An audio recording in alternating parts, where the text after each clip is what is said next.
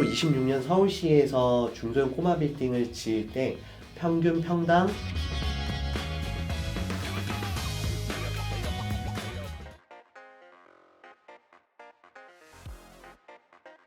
실은 이 질문을 가장 많이 받으면서 가장 좀 어려운 질문이긴 해요. 소위 말해서 이 건물에 대해서 어떠한 밑그림도 없이 한 어느 정도 공사비가 들어갈까요? 라고 물어보시면 실은 제가 드릴 수 있는 말씀은 그거랑 유사한 규모 그리고 실제로 했을 때 들어갔었던 평당 공사비를 근거로 해서 좀 말씀을 드리고 있어요. 그래서 예를 들면은 지하 1층에 지상 5층 건물 평당 공사비 어느 정도 될까요? 라고 하면 저희가 유사한 프로젝트로 했을 때 이 건물 같은 경우에는 평당 850만 원 정도가 나왔다.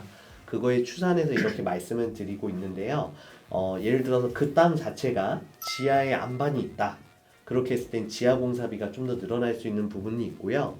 그리고 한 가지 안반이 있어서 단단한 경우에는 지하 공사가 더 들어갈 수도 있지만 반대로 지하가 너무 연약한 경우에도 그 집안을 보강을 해야 되는 또 공사가 있습니다. 집안의 형태에 따라서 그런 부분들, 현장 여건에 따라서 부수적으로 좀 들어가는 부분들로 가만히 되어 있기 때문에 좀 그런 다양한 변수에 따라서 공사비가 올라가거나 내려갈 수 있다는 버퍼는 충분히 좀 감안을 하셔야 된다라는 점을 말씀드리고 싶네요. 평당 공사비가 대략적으로 어느 정도 되는지. 일단 저희가 평당 850이라고 했던 건 저희 패스트5를 입점하는 기준에서 안내드렸던 평당 공사비고요. 실제로 26년 서울시에서 중소형 꼬마 빌딩을 지을 때 평균 평당 900 중반에서 이제 소위 말하는 평당 1000만 원에 육박하는 공사 금액으로 책정되고 있습니다. 저는 여지까지 건설 공사를 하면서 건설 물가가 거의 내려간 적은 없었던 것 같아요. 지금 이 순간에도 계속 건설 물가가 올라가고 있는데 실제로는 평당 1000만 원이라는 그 공사비가 실제로 시행되고 있는데요. 저희 같은 경우에 평당 850만 원을 얘기하는 부분은 저희가 공사를 완료하고 패스트5가 임차를 했을 경우에 거기서 들어가는 인테리어에 대한 제반 공사 비용을 건축 공사나 어느 정도 좀 중복되는 공사들을 좀 줄이면서 원가를 줄이기 때문에 저희가 850이라고는 얘기하지만 실제로 꼬마 빌딩을 신축하는 경우에는 보수적으로 한 900만 원 정도는 생각을 하셔야 될 것으로 보여집니다. 그 전쟁 이슈가 좀 있잖아요. 그래서 많이들 물어보시는 게 공사비가 계약한 이후에 오르는 일이 있냐. 실제로 공사를 할 때 뭐 앞전에는 그 우크라이나 전쟁도 있었고 뭐 코로나도 있었고 다양한 좀 글로벌 변수가 있는데 이게 실제로 우리 공사에 어떤 연관이 있냐라고 할 수 있는데요. 실제로 저희가 공사에 쓰는 시멘트나 철강 뭐 이런 철근 같은 부분에 대한 원자재는 다 수입에서 의존을 하고 있습니다. 저희가 실제로 철근이나 시멘트를 수급하는 과정에서 어느 정도 단가가 올라가다 보니까 이제 실제로 저희가 공사하는 부분들에 대한 건자재 비용들이 상승하는 요인들이 있습니다.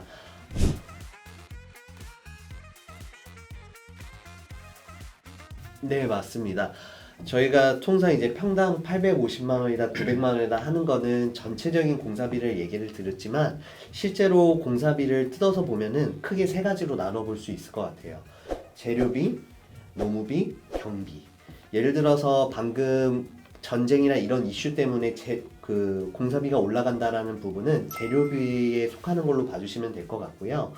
소위 말하는 차량 진입이 쉬워서 운반이 쉬워지는 경우는 좀 더 공사를 원활하게 할 수 있는데 예를 들어 골목이 너무 좁아서 먼 곳에서부터 자재를 내려서 거기까지 소운반을 하고 와야 돼요. 이런 부분들은 이제 소위 말하는 노무비, 인건비성 부분이 한 번 해야 될 거를 두세 번 가야 되기 때문에 노무비가 올라갈 여지가 있고요. 소위 건축주분들께서 원하시는 재료들이 예를 들어서 경기도나 강원도가 아니라 좀 더 멀리 먼 지역에서 가져와야 되는 경우들이 있습니다. 이런 부분들은 운반비나 이런 부분들이 더 늘어나기 때문에 이런 부분들은 경비 부분에서 늘어날 수 있는 여지가 있다 라고 판단해 주시면 좋을 것 같아요.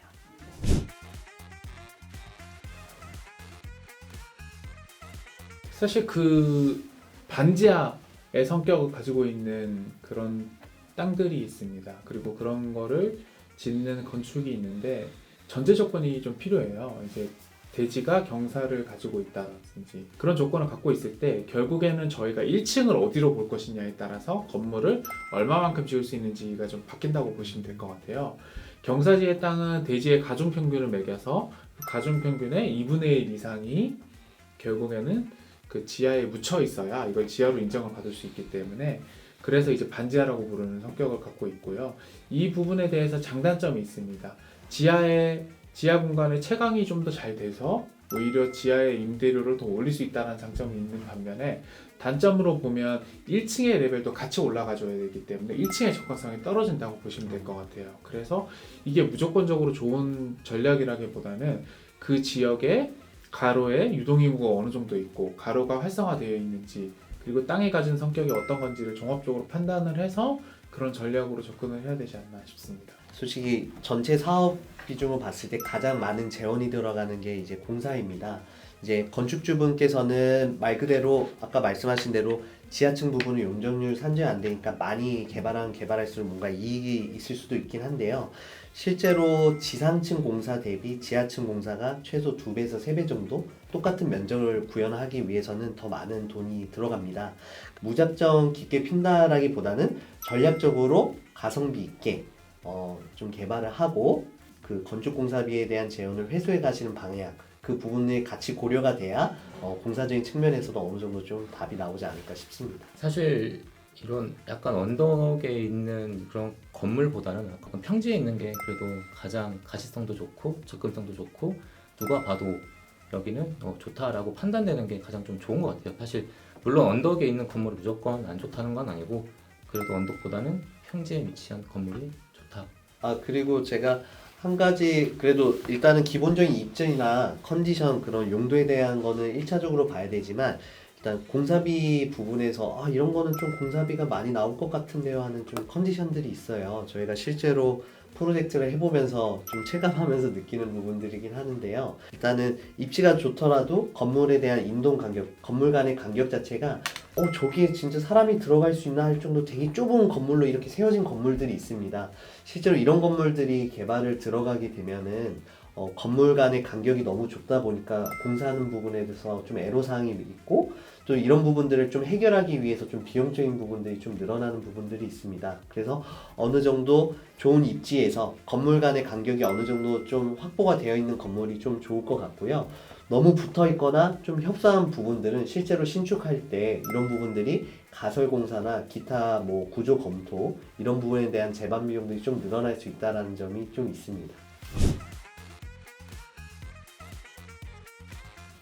일단은 같이 공사를 하게 되면은 보통 가장 도심지에서 문제가 민원 관련된 부분이 가장 문제이긴 한데 인접대지에서 같이 공사하면 서로 이제 불편함을 서로 주는 관계이기 때문에 서로 협조적으로 잘 이끌어낼 수 있지 않을까 그렇게 생각합니다.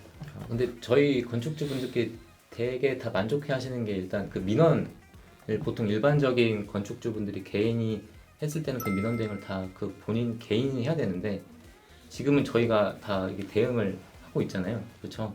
그래서 사실 이런 부분이 되게 좀 만족해 하시는 부분 중에 또 한 포인트라서 일단 저희의 가장 큰 장점은 뭐 다양한 여러 상황들에 대해서 그거에 담당한 사람들과 소통한다기보다는 그러니까 저희 쪽이랑 일원화돼서 소통을 하시면 저희가 그 관련된 다양한 문제들을 적재적소 협력업체 분들과 같이 좀 풀어내고 있기 때문에 건축주분들께서는 커뮤니케이션을 하기에는 좀 획일화되어 있는 부분들이 있어서 그런 부분들은 좀 좋은 서비스라고 좀 자부할 수 있을 것 같습니다. 저희와 함께 하실 예비 건축주분들 지금 바로 연락 주세요. 감사합니다. 지금까지 패스트5의 VC팀이었습니다. 네, 감사합니다. 감사합니다. 감사합니다.